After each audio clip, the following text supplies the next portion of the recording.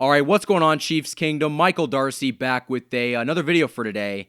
I'm going to break down what the Chiefs must do to win tomorrow. So, this is the final video before the Chiefs take on the Browns in the AFC divisional matchup at Arrowhead Stadium. And as of right now in Kansas City, it's a snowy day. There's a blizzard out.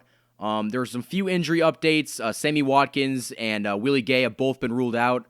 Sammy Watkins with a calf injury and Willie Gay with the high ankle sprain. Clyde Edwards-Helaire is expected to be eligible to play. I think that since he's not ruled out, he most likely will play. So at least that's good news. So unfortunately, Sammy Watkins is out again. I mean, the dude misses so much time, but I can't even say that I'm shocked because that's just kind of what he does. So hopefully Sammy gets better for next week if we advance, but I think that he'll be better in a couple weeks. But Clyde's addition is very big. The Chiefs need to establish some sort of running game, especially if there's going to be snow on the ground. I mean, we know how good the Browns' running game is behind Kareem Hunt and Nick Chubb. I'm not expecting Clyde to match that, but between Clyde and Le'Veon Bell, they're going to have to find a way to get some yards on the ground. So that's one of my keys to the game, but the second key is the Chiefs have got to win the turnover battle. I don't care how good the Browns are. I don't care how bad the Chiefs are playing. They have got to win this because the Browns were able to make the Steelers turn over the ball 5 times. That's incredible. 5 times. Ben Roethlisberger had 4 interceptions. That's just not going to cut it. And we saw how that worked out. So the Chiefs have got to do a better job of holding onto the ball and making sure to not turn it over. Because, I mean, we've seen some games this year where the Chiefs do turn the ball over and win. AKA the Miami Dolphins game. We turned the ball over like 3-4 times, and we still found a way to win. You can't do that. I mean, this is a playoff team, and the conditions are not going to be easy. So the Chiefs have got to take care of the ball. So that's my tip number 1. The second one has got to be Patrick Mahomes has to have a good game. I know he's been kind of off and on recently, and a lot of the Chiefs fans aren't really happy with how he's playing, but I'm not concerned. We've seen Patrick Mahomes come up and play very well in the playoffs. I mean, last year, if you want to exclude the Super Bowl, I mean, he's never thrown a pick in the playoffs. Obviously, he threw 2 in the Super Bowl, but besides that game, I mean, he really has not ever played a bad game in the playoffs. So why should I think that it's going to start now? So Patrick Mahomes has got to have a good game and help this Chiefs team put up points. The Chiefs have got to score early and often. You cannot get behind. I know the Chiefs got behind by double digits in every playoff game last year, but that's just not going to cut it. You cannot do that and expect to win every time. Eventually, it's going to catch up to you, and I don't want it to be this time. So the Chiefs have got to score early and often and get out to a good start. I think that's going to happen this year. They sound very motivated and smart on what to do. I mean, last year, I think that they kind of just expected to come out to a good start, but they were really rusty. This year, they're healthy. They're fully rested. They should come out with a passion and a fire to win this game. And that's what I expect. So score early and often and score first. Now, I also think the Chiefs have got to do a better job of forcing pressure.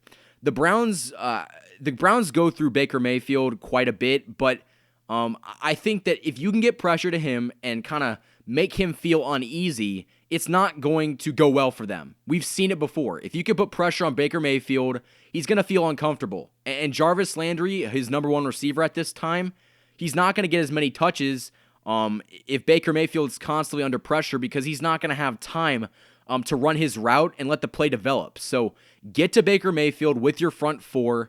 Frank Clark, Chris Jones, we need you. We're paying you all this money. You have got to step up. I don't care what you did in the regular season. That time's done.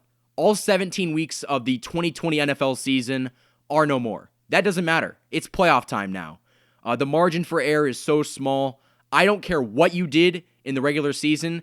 It's time for the playoffs. And you got to come into this game trying to earn your contract because that's why we're paying you. We're paying you to win games like this. So get pressure with your 4-man rush. Andy Reid's got to do a better job with clock management. And, he hasn't really done terrible at that this year, but there has been moments where I thought that he did a pretty poor job. Examples would be like the Tampa Bay Buccaneers game where we were up by what? I want to say 17 or something like that. In the Saints game, we were up by, I want to say, 2 touchdowns, and we let the Saints and the Bucs crawl back into the game. And that's because Andy decided to run the ball in the third quarter when we still could have put pressure on the other teams by scoring points. So Andy Reid has got to do a better job of managing the clock, and he's got to cut with this conservative play calling. This is the playoffs. You cut it loose. I don't care what you have to do. You should try to score on every drive, because every drive is important. If you want to think of it like this, the regular season's important, but the playoffs, everything that you do is magnified by 10 times, maybe even 100 times. It's just very important that you do pretty much everything correctly. I mean, you're obviously going to have mistakes, but the playoffs, the margin for error is so small. So you've got to find a way to come out strong and find ways to score. The Chiefs not scoring in the red zone, that's not going to cut it. They have got to find a way. So that would be one of the keys to the game. Is Andy Reid's got to be better. Let's see. I went over the come out strong and put up points. Jarvis Landry must be stopped. We know how good he is.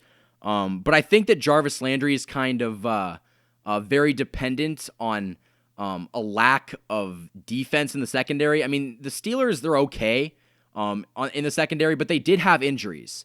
So I think that if the Chiefs can put pressure on Baker Mayfield, like I said earlier, if they can put pressure and make him feel uncomfortable, Jarvis Landry isn't going to get that many touches. So in my opinion, you got to keep the ball out of Landry's hands, but he's going to get his yards. I fully expect him to get a few catches, but it's just limit the damage. You cannot have this dude getting like 200 yards passing. It just can't happen. Or I guess receiving. But the next one would be, don't let the Browns control the time of possession. I mean, we've seen in years prior that if you can run the ball, you can keep Patrick Mahomes on the sideline, and that hurts us. You've got to find a way to go on long, tedious drives and end those drives with a touchdown. That's how you win this game. If you can milk the clock and you can just go down the field and score at will, but also do it very meticulously and make sure that it's not too fast, that's how you win the game. That's the key to the game. If you can find a way to score, taking up the most time as possible, the team that does that's going to win. So that's a very big point. I also think that the Chiefs have got to find a way to stop the run. And, I've talked about this in another video with Hebner. I mean, Nick Chubb and Kareem Hunt are ballers. We're going to have our work cut out for us. But at the same time, they're not just deadly in the running game. They're also very good catching passes out of the backfield. I mean, we've seen how good Kareem Hunt is firsthand. That dude is another beast when it comes to receiving. So you've got to find a way to kind of stack the box and stop the run, but also you've got to find a way to maybe get a cornerback or maybe even Tyrann Mathieu to make sure that Nick Chubb doesn't catch those little flip passes or screen passes and then take it for 20 to 30 yards. We saw Nick Chubb do that against the Steelers, and that's not going to cut it. We cannot have that happening. So at the end of the day, I think that if the Chiefs follow all those keys, they're not going to lose. I already think that the Chiefs pretty much outmatch the Browns when it comes to personnel on defense.